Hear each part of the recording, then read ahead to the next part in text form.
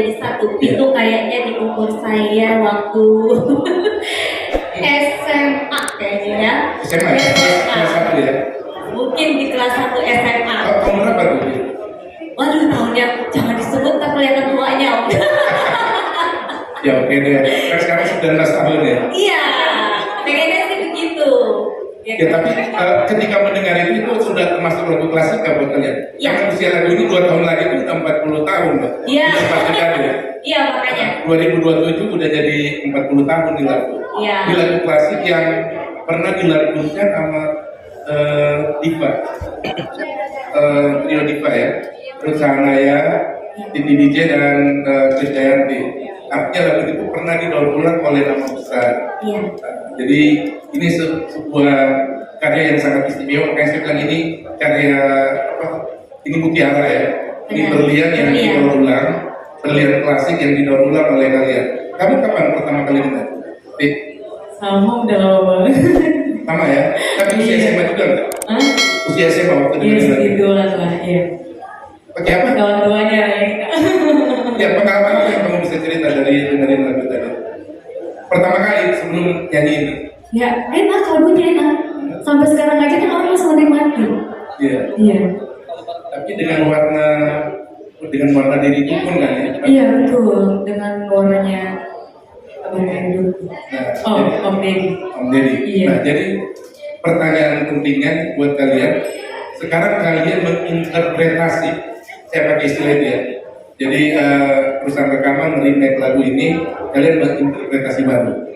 Ada kesulitan nggak ketika harus menyanyikan warna yang kalian pernah dengar saat SMA tadi, terus dengan yang harus nyanyi dengan kayak remix ya, terus dalam tanda petik ada nuansa koplo yang memang tren hari ini ya, udah 10 tahun warna itu menghiasi industri musik Indonesia, dan kalian ada dalam tren itu, kalian masuk ke tren itu. Sulit nggak? Kalau untuk kopi sendiri sulit. Sulit ya? Sulit. Apa Jujur sulit? aja. Ya, apa sulitnya di mana? Sulit lah. Di bagian mana sulitnya? Waktu take vokal? Iya betul, betul. Berapa kali mulai? Hah? Berapa? Jadi gini, lagu ini kan sebenarnya awalnya Gifri nyanyi sendiri. Nyanyi sendiri, betul. Tapi nggak tahu kenapa Gifri itu nggak mau keluarin gitu. Udah lama ya? Padahal lagu ini udah take vokalnya lama, jadi Gifri tahan. Ternyata mungkin Allah berkata lain, lagu ini Gifri harus nyanyiin bareng sama Ovi. Betul. Nah, Jodohnya mungkin, berdua. ya, mungkin kesulitan Ovi adalah untuk mengikuti cara Gifri bernyanyi pada saat membawakan lagu Om Deddy. Oke. Kalau Gifri pribadi, alhamdulillah, karena memang lagu ini bukan lagu baru untuk Gifri. Dari SMA Gifri udah nyanyiin lagu ini Om, jadi tidak ada kesulitan untuk Gifri sendiri. Mungkin di Ovinya kesulitannya untuk mencari part-part lagu yang tadinya sudah Gifri isi. Iya. Oke, jadi musik yang tadi itu udah jadi. Udah jadi. Oke, udah masuk. udah ada vokalnya Gifri gitu. Oke, jadi kesulitannya lebih ke teknis betul. rekamannya ya. Iya. Tapi interpretasinya itu udah dapat lah ya soalnya tentang apa tema dari lagu ini ya. Betul. Mau dibawa kemana sebetulnya sama Deddy Iya. Dukun dan dia Putra ketika bikin lagu ini. Oke, sok kita tanya langsung Mas Deddy. Terlalu banyak lagu romantis yang lahir dari tangan seorang Deddy Dukun dan dia Pramana Putra. Duet nama ini tuh tak lekang oleh waktu ya, timeless. Itu luar biasa banget dan sampai hari ini semua orang menikmatinya. Cukup satu lagu ini aja orang masih membayangkan lagu yang lain. Nah, tapi berkaitan dengan tadi Mas, sebetulnya apa yang ada di dalam benak Deddy Dukun dan dia Pramana Putra ketika menjarap ini semua jadi satu? Lagu semua jadi satu, saya garap secara spontan dengan kemudian Pramana Putra. Waktu itu saya sedang berjalan berdua dengan Pramana Putra di mobil dan saya bersandung enak banget bikin lagunya, bikin Itu tadi senandung ya? Iya, akhirnya dia Ini bilang, Mas, bentar Mas, seru banget tuh. Coba kita nyanyi bareng-bareng. Gimana tuh senandung? Kalian ikutan? Coba lagi. 1, 2, 3,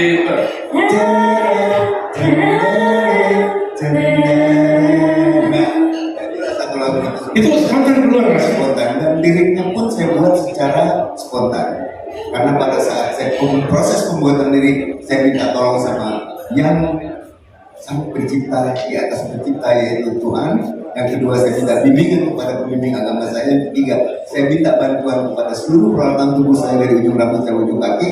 Saya putuskan urat sombong saya dimanapun saya berada, dan yang terjadilah.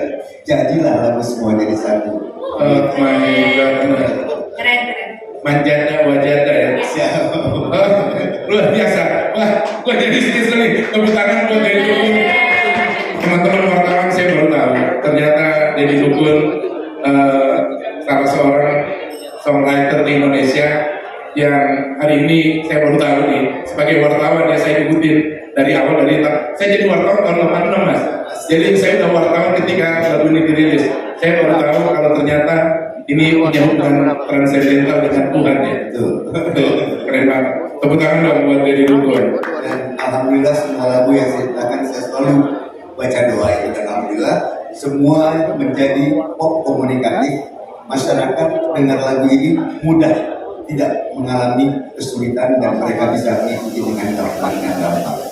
Oke, Mas Deddy, tadi saya awali dengan bertanya ke mereka kapan pertama kali dengan lagu ini. Rata-rata mereka teenagers ya, SMA. Terus akhirnya mereka ada kesulitan teknis ketika lagu ini diremix. Yang mereka dengarkan yang versi klasik, lalu diremix ya, jadi koplo gitu. Setelah melihat tadi videonya dan mereka nyanyi live langsung, berarti kan ada dua interpretasi yang lewat dalam perjalanan karirnya Mas Deddy. Satu interpretasinya Trio Diva, dan malam hari ini New Sister. Apa perbedaan Trio Diva dengan New Sister dalam menginterpretasi lagu ini, Mas? Saya pikir New Sister baik dan cukup baik membawakan lagu ini, karena saya lihat tadi videonya bagus dan live show-nya pun bagus. Jadi beda-beda tipis lah dengan 11 bulan dengan Trio Diva. Iya, betul. Tepuk tangan dong. Ini teman dari YouTube loh. Oke, kalian udah mendengar itu, apa tanggapan kalian? Ovi? Senang. Nah, Senang. langsung Bangga banget lah. Terus kalau suatu kehormatan banget juga kita bisa recycle lagunya Om Deddy Dukun. Terima kasih banyak Om Deddy. Tadi Gifri, Mas Deddy tuh menceritakan ketika membuat lagu ini, sebelum itu dirilis, dia udah Mas Deddy memasrahkan diri kepada Tuhan. Dia memutuskan urat sombongnya agar lagu itu dinikmati oleh masyarakat. Gimana respon kamu mendengar tadi? Itu adalah titipan ucapan Om Deddy untuk kami berdua sebelum kami rilis hari ini. Keren. Karena memang jujur untuk saya pribadi, saya sangat bangga bisa bawain lagunya Om Deddy, karena ini salah satu lagu. Aduh, kok jadi terharu ya? Karena kan nggak semua pencipta lagu yang legend itu mempercayakan lagunya untuk dibawakan dengan penyanyi-penyanyi junior. Jadi saya di sini sangat bangga, terharu, dan gimana ya, merasa senang banget karena bisa membawakan lagunya Om Deddy. Karena Om Deddy adalah satu legend yang tidak akan tergantikan namanya, dan lagu-lagunya pun sampai detik ini masih selalu bergema di Indonesia dan di dunia musik Indonesia.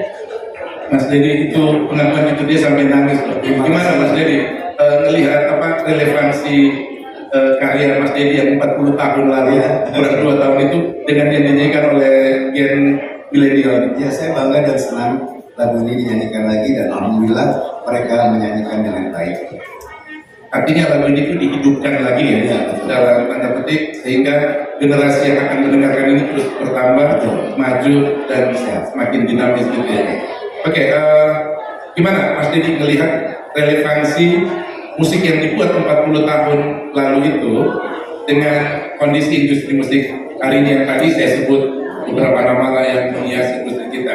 Jujur bahwa industri musik Indonesia ini itu 10 tahun terakhir itu yaitu campur sari, ya koplo, lalu kemudian kita dengar istilah ambiar gitu, dan di sela-sela itu ada musik yang skena senja dan sebagainya.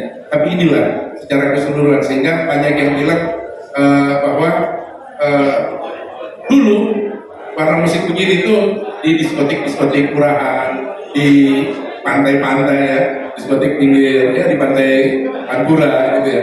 Tapi sekarang itu dia naik kelas, dan secara industri bisnis itu tertinggi ratingnya di Indonesia. Jadi naik kelas banget. Gimana menurut Mas Dedi? Menurut saya biarkan musik itu berkembang dengan sendirinya, dan New Sister ini mereka bertema menyatu, menyuguhkan kembang lagu serta mencoba semua jadi satu untuk masyarakat Indonesia. Mudah-mudahan mereka bisa diterima di masyarakat musik Indonesia dan sukses. Oke, Mas Dedi, Ya. tadi saya tanya, ada kesulitan nggak?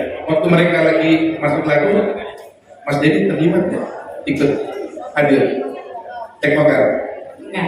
Baik, Bu. Nggak Nah, itu ikut. saya juga dengar dari jauh. Lagi ada.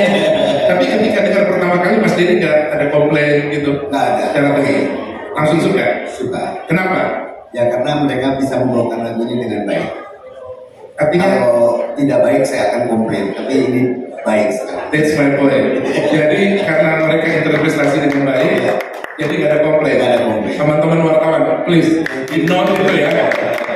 Itu yang sebenarnya saya takutkan. Pada saat selesai take vokal, Pikirin tuh. saya dengarkan sama Om Deddy. Dalam hati saya adalah berpikir, ya Allah, semoga Om Deddy mau dan memperbolehkan kami membawakan lagu ini. Tunggu, waktu dengarkan itu bareng-bareng atau ngirim lewat WA? Bareng-bareng langsung. Iya ada. Dan begitu Om Deddy bilang, bagus lagunya, oke ini lebih fresh gitu. Langsung saya merasa, ya Allah bangganya saya sebagai junior bisa menyanyikan lagu legendaris gitu ya. Gitu. Oke, ikut hadir waktu itu. Iya ikut Deg-degan juga, aduh gimana ya ini ya, dengan musik yang kekinian gitu kan, jeduk-jeduk gitu, gimana ya. Pas Om Deddy bilang, iya suka, bagus gitu. Ya alhamdulillah, puji Tuhan ya, gitu. Terima kasih Om Deddy, sekali lagi, terima kasih banyak. Mas Dedi bisa nambah lagi nggak? Selain tadi bahwa yang mereka tafsirkan bagus, tapi gini, mungkin agak lebih dalam dikit. Kenapa Mas Dedi nggak komplain ketika mereka nyanyi? Oke, secara teknis nggak fales, oke, itu kan technical banget ya. Mereka nyanyi dengan pitch control yang bagus gitu. Tapi interpretasinya, ekspresinya, penjiwaannya menurut Mas Dedi. Kalau menurut saya penjiwaannya cukup, karena masyarakat Indonesia itu sudah tahu lagunya, mereka senang lagunya, dan dengan gayanya New Sister seperti ini saya rasa cukup untuk dinyanyikan di peta musik Indonesia, dan harapan saya mereka bisa mengikuti New Sister dengan baik, dan mudah-mudahan hasilnya New Sister bisa baik. Amin. Itu doa lo ya. Oke, sebelum saya lempar ke teman-teman wartawan, buat kalian berdua lagi nih, ketika nyanyiin lagu itu, ini saya mau langsung konfirmasi sama Mas Dedi, benar nggak tebakan kalian, interpretasi kalian terhadap lagu ini? Lagu ini tentang apa sih menurut Gifri? Iya. Lagu ini adalah sosok wanita yang kasmaran, ya. Wanita yang lagi Wanita yang kasmaran jatuh cinta. dan jatuh cinta. Semua jadi satu ya? Iya, jadi perasaan seorang wanita ini tidak bisa dibayangkan, tidak bisa diutarakan pada saat dia kasmaran. Oh, saya pertama kali dengar lagu ini saya kebayangin semua jadi satu, ada cowok naksir dua cewek, terus akhirnya dia jadi satu gitu. Itu gue, makanya gue mau konfirmasi nih, sorry ya. Nah, tapi gimana waktu pertama kali? Iya. Saya mau konfirmasi sama Mas Dedi. Iya, lagu betul lagu romantis gitu, dengan tidak bisa diungkapkan dengan kata-kata gitu. Iya, campur aduk kayak gado-gado gitu. Oh gitu ya, kayak interpretasi gue buat kita lah. Mas Dedi, please beritahu kepada wartawan kita semua, sebetulnya lagu ini tuh tadi kan secara apa namanya filosofinya ada apa melepaskan diri dari sikap sombong gitu. Tapi inti dari lagu ini sebetulnya mau menyampaikan apa Mas Dedi? Kebetulan tadi saya sudah sampaikan kalau saya proses penciptaan lagu itu biasanya begitu saya dengar notnya ada bisikan masuk, dan setelah jadi ini siapa yang bikin, kemudian kan yang bikin liriknya, masa sih kok jadi bagus begini sih gitu kan, kemudian kaget kan. Dan alhamdulillah setiap lagu yang saya ciptakan adalah saya minta tolong sama Tuhan tadi, dan ada bisikan-bisikan masuk, dan akhirnya semua jadi satu yang temanya seperti ini. Saya sendiri tidak menyangka bahwa lagu ini bisa mendapat penghargaan BSF Award gitu. Tentang jadi nggak ada subjek perempuan yang Mas Dedi waktu itu? Tidak ada. Nggak ada. Semua itu lagu-lagu yang saya ciptakan itu